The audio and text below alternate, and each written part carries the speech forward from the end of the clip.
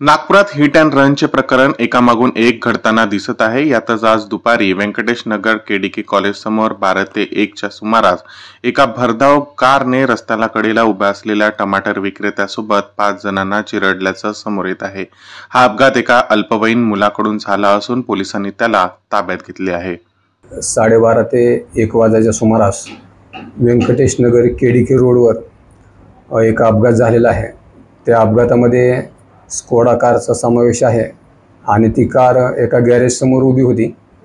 तर त्या गॅरेजमध्ये काम करणारा एक अल्पवयीन मुलगा आहे आणि त्याने ती त्या कार मालकाकडून चावी घेऊन स्वतःकडे घेतली आणि बाजूला ती कार करण्याच्या उद्देशाने ती बाजूला न करता तो सरळ रोडवर घेऊन आलेला आहे आणि त्याने ॲक्सिलेटरऐवजी ब्रेकऐवजी ॲक्सिलेटर त्याच्याकडून दबलेला होता असं त्याचं म्हणणं आहे।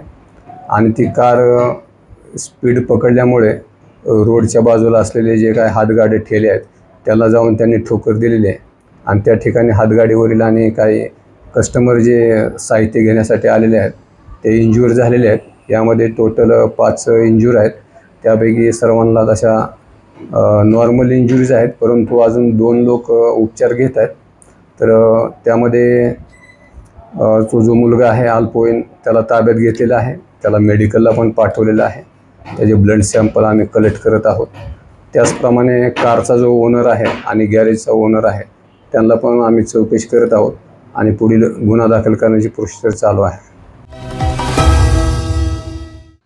संग्रामपूर तालुक्यातील लाडनापूर ग्रामपंचायत अंतर्गत आदिवासी भागातील चिचारी गावात जल जीवन मिशन अंतर्गत 1,75,00,000 रुपये मंजूर योजनेतून 1.5 लाख लिटर क्षमतेची पाणीपुरवठा टाकीचे बांधकाम पूर्णत्वास जात असताना 12 जून रोजी रात्री अचानक टाकी कोसळून जमीनदोस्त झाली।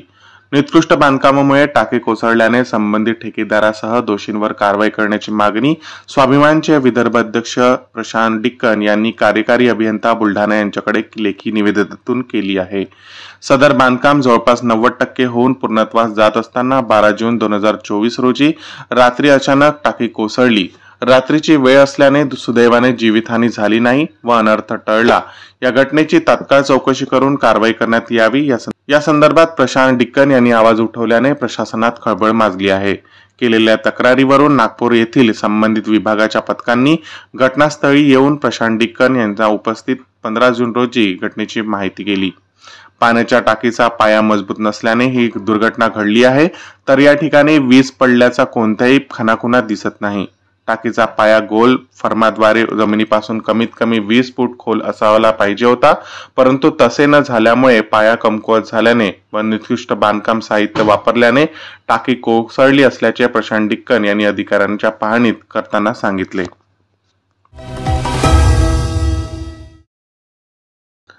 आगामी बकरीद सणापूर्वी काही समाजकंटकांकडून जातीय सलोखा बिघडवण्याचा प्रयत्न करण्यात आला होता, मात्र बजरंग दलाच्या कार्यकर्त्यांनी विरोध केल्यानंतर सीबीडी पोलीस ठाण्यात 3 जणांविरुद्ध गुन्हा दाखल करण्यात आला आहे।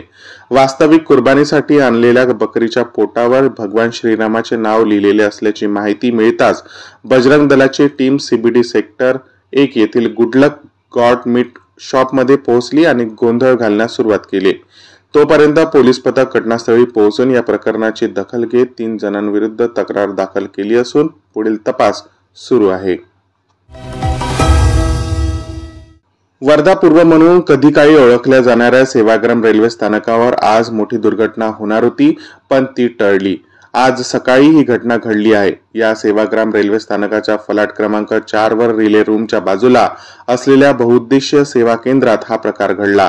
या ठिकाणी पहाटे शॉर्ट सर्किटमुळे आग लागली। आग दिसून येताच सिंगल ड्युटी असलेल्या कर्मचाऱ्यांनी सतर्क होत हालचाल केली। त्यानंतर आगीवर नियंत्रण मिळवण्याचे प्रयत्न सुरू झाले। सिग्नल कर्मचाऱ्यांनी आगीचे लोळ दिसताच प्रथम त्यांनी अग्निशमन यंत्रणेस सूचित केले। L&T कंपनीची अग्निशमन यंत्रणा त्वरित घटनास्थळी दाखल झाली, तेव्हा वर्धा पालिकेची अग्निशमन यंत्रणा पोहोचली। प्रथम स्टॉलला लागलेली आग आटोक्यात आणण्यात आली। बुलढाणा जिल्ह्यातील नांदुरा येथील निसर्गप्रेमी ग्रुपच्या वतीने येत्या पावसाळ्यात झाडे लावून निसर्गाचा समतोल राखण्यासाठी पुढाकार घेतला जाणार आहे। याबाबत आढावा बैठक घेण्यात आली आहे। मागील वर्षी निसर्गप्रेमी ग्रुपने लावलेली वडाची 30 झाडे जगवण्यात आली आहेत। या उपक्रमाचे कौतुक होत आहे। या उपक्रमात अशोक धनकर, सचिन तायडे, रामकृष्ण कुटे पाटील, जलमित्र प्राध्यापक किशोर काकळे, संजय गुरव, निरकंठ भगत, श्रीकृष्ण शिंगोटे, भगत सर, प्रवीण ठाकरे, रवींद्र कोल्हे, अतुल कुटे, पवन देशमुख, भगवान सोयस्कर, गवाड सर, MS पाटील, प्रशांत अढाव, रामभाऊ भगत, तेजराव पाटील, ज्ञानेश्वर पाटील ठाकरे, कृष्णा पाटील, दिलीप कोल्हे, सचिन बाठे आदी पुढाकार घेत आहेत.